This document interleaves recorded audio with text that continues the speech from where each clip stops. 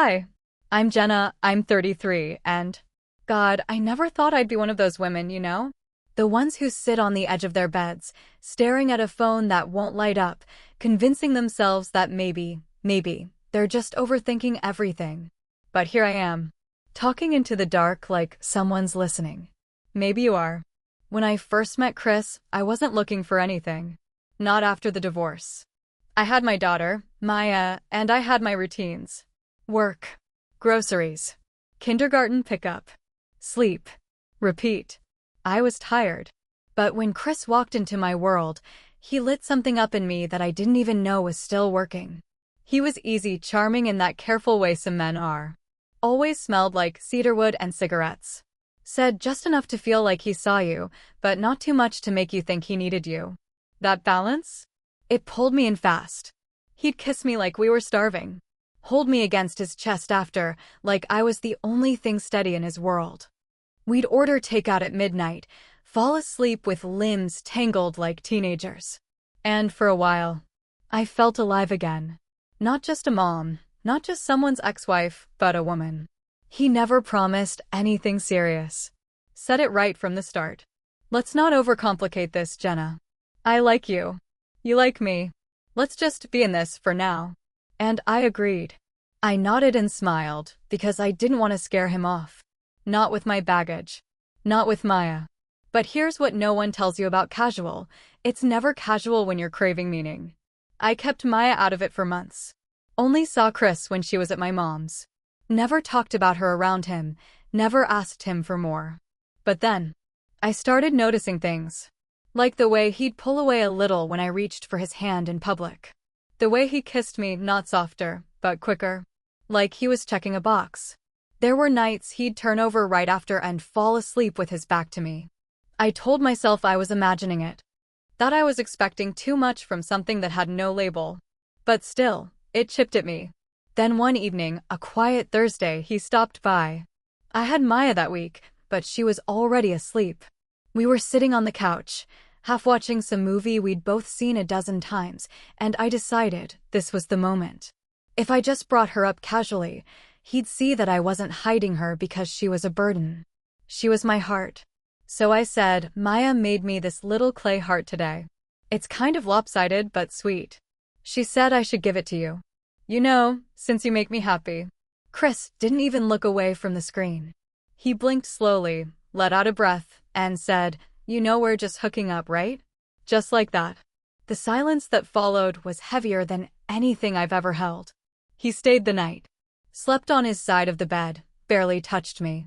I laid awake the whole time, curled up like a question mark, wondering how I got it so wrong. That was the moment. The exact one. When I realized something had changed not just in him, but in me. Because I thought showing him the real me, the full me, the mother, the woman, would make him want me more. Instead, it made me realize he never really saw me at all. Chris is an ER nurse, the kind who thrives in chaos. His hands are always moving, always knowing what to do.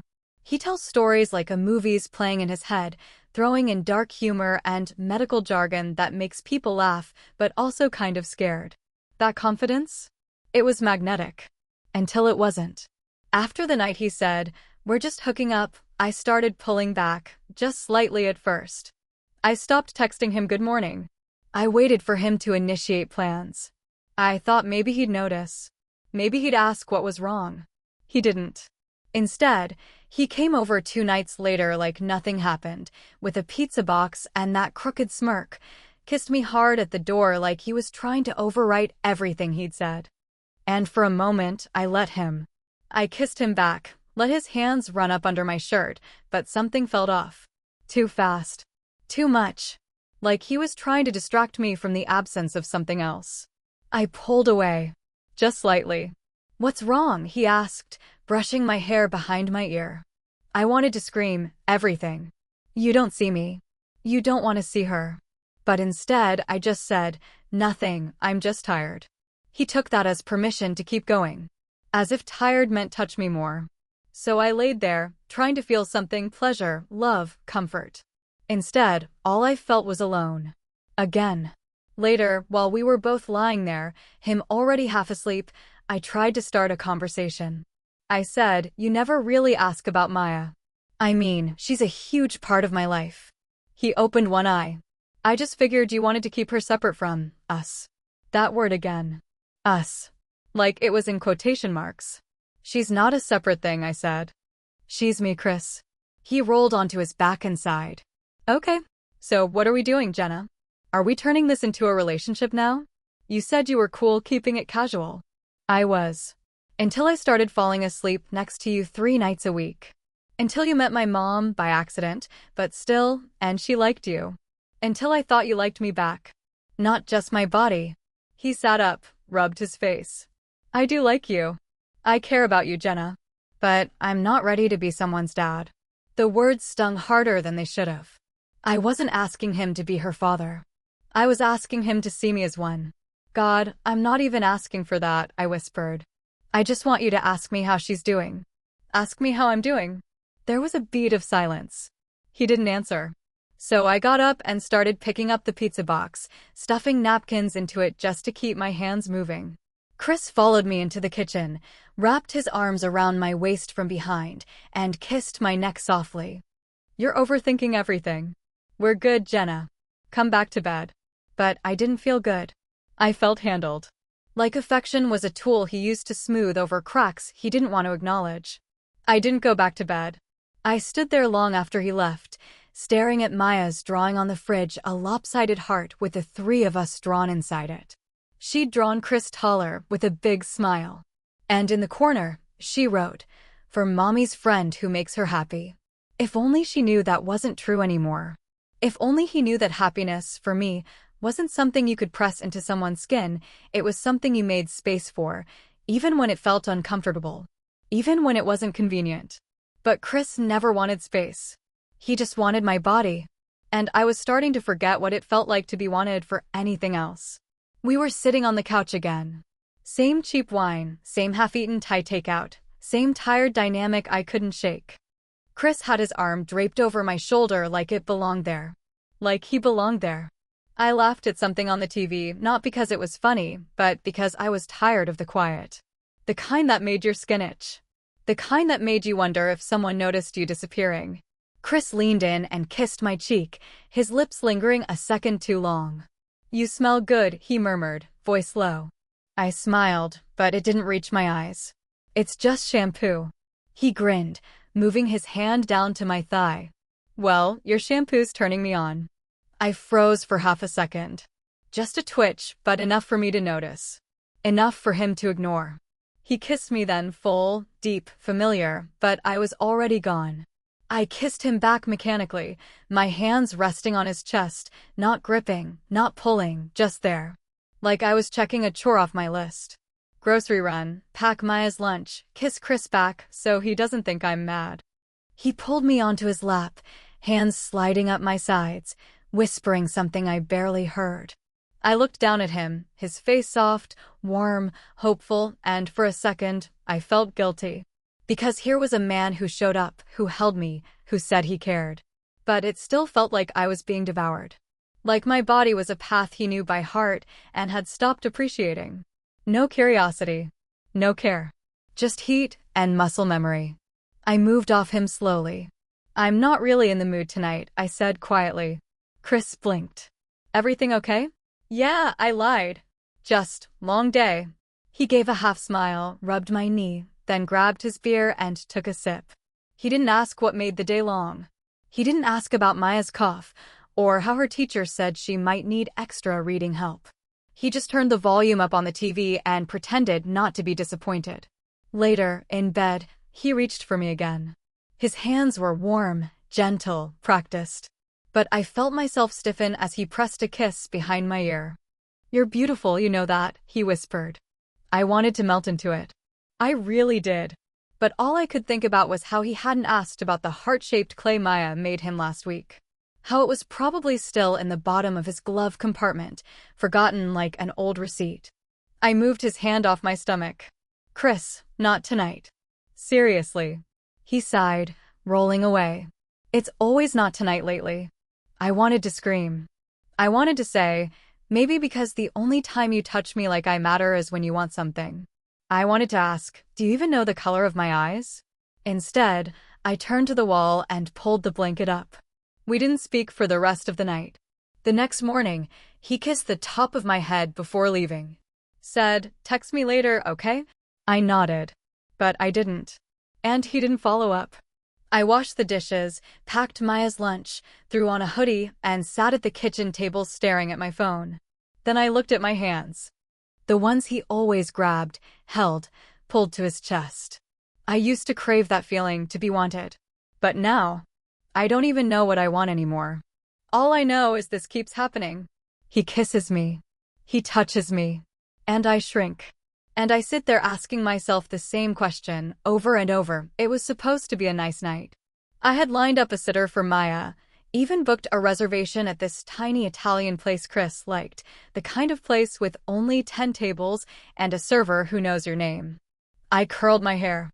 Wore the navy dress he once said made my shoulders look sexy without trying. I even spritzed the perfume he liked, the one he bought me for my birthday back when we were still pretending this was casual. He showed up 15 minutes late, no apology. Just that distracted kiss on my temple and a, hey, babe, like we lived together or something. I smiled through it. The restaurant was buzzing. Warm candlelight, clinking wine glasses, couples leaning in close. We sat across from each other, menus barely touched. Chris started talking about work, a night shift gone wrong, a teenager with a bullet wound, a drunk guy who bit a nurse. I nodded, made all the right sounds, but I couldn't focus. I was trying to figure out when I started to feel invisible. When the waiter came, Chris didn't look up from his phone. I'll have the spaghetti, he said. She'll probably want the same. I blinked. The same? I stared at him. Actually, I'll order for myself. He looked up surprised. Okay. Didn't mean anything by it. I felt heat rise in my chest. When the food came, we picked at it between silences. Then he reached across the table and ran his thumb over my wrist. You've been kinda quiet lately. I nodded. Yeah, I guess I have. Everything okay? I took a breath. I could have lied again. Smiled and said just tired. But something cracked. No, Chris. Everything's not okay. He leaned back, eyes narrowing. All right, I dropped my fork. It clanged against the plate, louder than I expected. You don't see me. You show up when it works for you. You touch me when it's convenient. You never ask about my life, about Maya. You don't even pretend anymore. He frowned, arms crossing. Where's this coming from? My voice started to shake. You said we were just hooking up. And I told myself I was fine with that. But then you kept coming around. You stayed the night. You met my mom. You let my kid make you gifts. And I thought, maybe I mattered. He stared at me, mouth slightly open. I thought if I brought Maya into it, if I let you see the real part of me, the messy, exhausted, single mom part, maybe it would mean something. Maybe you'd choose us. I could feel the tears building behind my eyes. But all you ever choose is sex and silence. People at nearby tables were glancing over now. I didn't care. Chris looked stunned, almost annoyed. Jenna, I never lied to you. I told you from the start what this was. You showed me something else. I snapped. You held me like you loved me. You told me I was beautiful. You didn't say it was just a hookup when Maya was drawing you into our family like you belonged there. He shook his head slowly. I think you're reading too much into this. That sentence. That one sentence shattered me. I stood up too fast, chair scraping the floor. You know what? Maybe I am. But at least I'm reading something. You?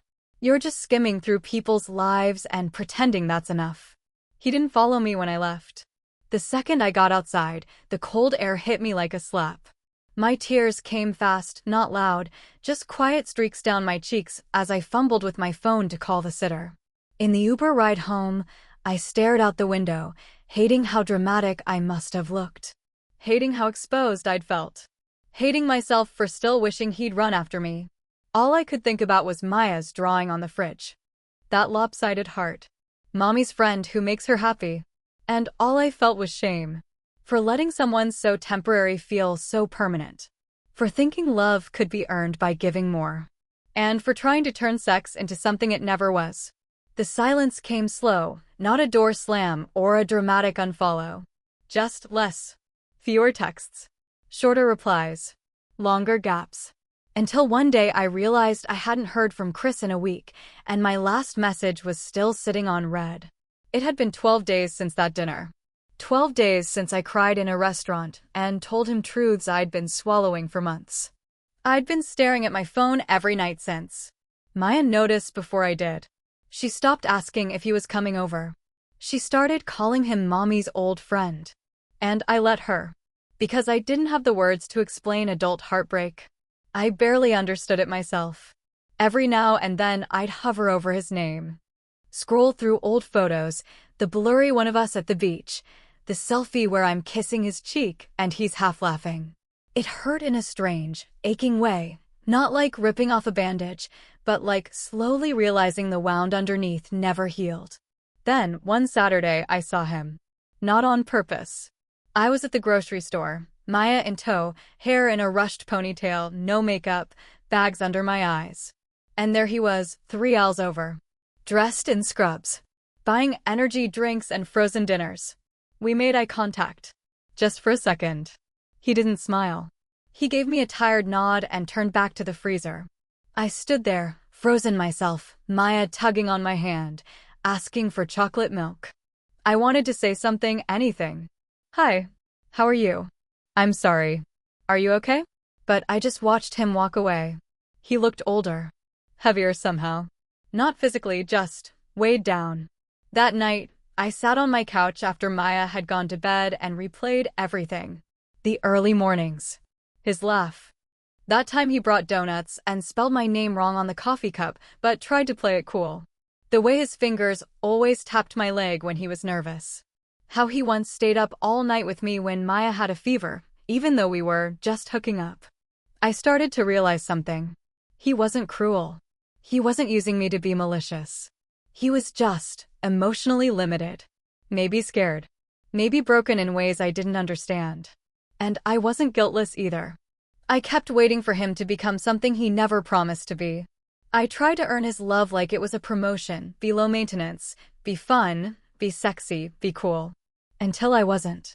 Until I broke. That guilt clung to me. Because underneath the resentment, I missed him. Not just the way he touched me, but the way he made life feel lighter before it got so heavy. I wondered if he missed me too. Or if he was relieved. That night, I wrote a message. Hey. I saw you at the store. You looked tired. I hope you're okay. Just wanted to say that. I stared at it. Then deleted it. Because what I wanted wasn't just to check in, I wanted a second chance. A redo. I wanted to rewrite the ending. And I didn't know if that one was coming from love or from loneliness. I curled up on the couch and cried again, not loud, just quiet tears, the kind you wipe away before anyone sees. Then I opened my journal, something I hadn't touched in months, and wrote, maybe he wasn't meant to stay. Maybe I wasn't meant to change him. Maybe love isn't about convincing someone to choose you. Maybe it's about learning when to choose yourself. And for the first time in days, I felt the smallest breath of clarity. I wasn't sure what I'd decide. Try again, or walk away. But I knew I had to choose. It was almost 10 p.m. when I heard the knock on my door. Not loud. Not urgent. Just hesitant. Like whoever was on the other side wasn't sure if they should be there. I opened it to find Chris, tired eyes, windblown hair, a plastic bag with some random snacks in one hand. Hey, he said, voice soft. I stepped aside, and he walked in without asking. He didn't kiss me. Didn't touch me. Just hovered in the kitchen like a guest who didn't know where the plates were kept anymore. Maya's asleep, I said, closing the door behind him. He nodded. I figured. I wasn't gonna stay long. Just didn't want it to end like that. We stood there, facing each other in the quiet. I could hear the hum of the fridge. The faint rustle of wine through the half-open kitchen window. Finally, I spoke. It already ended like that. Chris looked down at his shoes. Yeah. I waited for more, an apology, a confession, anything. But he just stood there, and it hit me again how far we'd drifted. Not from one blow-up, not from some betrayal, but from months of not knowing how to love each other properly. I wasn't trying to hurt you, he finally said. I didn't know what to do with everything. With Maya. With the idea of becoming, part of your life. A real part. I didn't need you to be her dad, I said, quietly. I just needed you to care that she existed. He ran a hand over his face, sighing. I did care. I do. I just didn't think I was enough. I thought the second things got serious, I'd mess it up. So I stayed casual. It felt safer. I looked at him, really looked. And for the first time, I saw it. The fear. The doubt. Not indifference. Just someone who never learned how to show up without feeling like he'd fail. I tried to change you, I admitted. I tried to package myself in a way you could handle. Kept things light. Sexy. Easy. Until I couldn't anymore. Chris nodded slowly. I noticed. But I didn't know how to fix it. I don't think it's something you fix, Chris, I said. I think it's something you grow into. Or you don't. We sat down on the couch, side by side, not touching. Just breathing in the same space again. After a long pause, he reached over and took my hand. Not in that urgent, possessive way he used to, but gently. Like he knew this time it didn't mean more. It just meant I remember you. I miss you, he said. But I don't know how to be what you need. I squeezed his hand once, then let go. That's the first honest thing you've said in a long time. He didn't fight it. He just nodded. Before he left, he pulled me into a hug, not romantic, not sexual. Just warm. Familiar. His hand rested lightly on my back, like he was saying goodbye without words. When he pulled away, he pressed a kiss to my forehead. And I cried. Not because I still wanted him, but because I used to. I watched him walk back to his car, headlights sweeping the driveway. The silence that followed was heavy, but not hollow. This time, I wasn't waiting for a text. I wasn't trying to prove I was lovable. I just stood there, arms wrapped around myself, heart cracked, but not broken. He was never the villain. Just a man who couldn't meet me where I needed to be met. And maybe that's love, too. The kind where you let go gently. It's not the ending. It's not sleeping alone again, or deleting pictures, or folding a hoodie that still smells like him. It's the in-between. The quiet realization that you gave someone so much of yourself, and they walked away without even noticing what they left behind. I used to think if I was easy enough to love, fun, chill, low maintenance, someone would stay. That if I didn't bring too much weight, too much need, too much truth, I'd be enough. But here's the thing no one tells you. Being low maintenance only means people forget to maintain you. Chris wasn't a bad person. He wasn't cruel. He didn't cheat or scream or make me feel worthless. He just wasn't there. Not really. He loved in flashes. In muscle memory. In the space between takeout and tired goodnights. And I mistook proximity for partnership. I let someone see my body, my laugh, my rhythm, but I never asked them to hold my heart with both hands. Because I was afraid they'd drop it. And when I finally did, when I showed him the full picture, with Maya in it, with my fears and hopes and tiny lopsided clay hearts, he blinked. That was it. Not rejection. Just apathy. And that's worse, isn't it? I don't hate him. I don't even blame him, not anymore. He told me from the beginning what he could offer. I just kept hoping I'd inspire him to offer more. But love doesn't work that way. You can't negotiate it.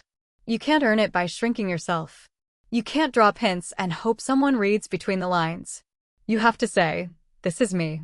This is my life. Can you stand in it with me, not just when it's easy, but when it's real?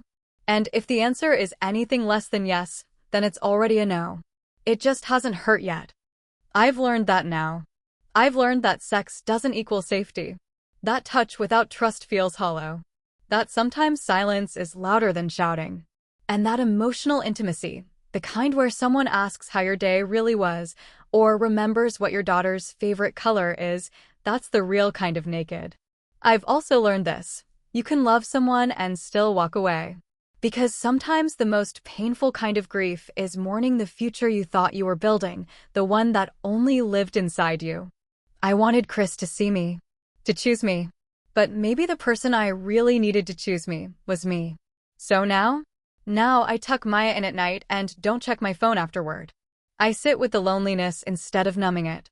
I let myself want, really want, the kind of love that isn't afraid of my depth.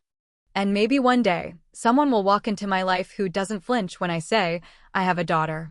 Someone who doesn't make me feel like I need to apologize for loving too much, needing too deeply, feeling too fully.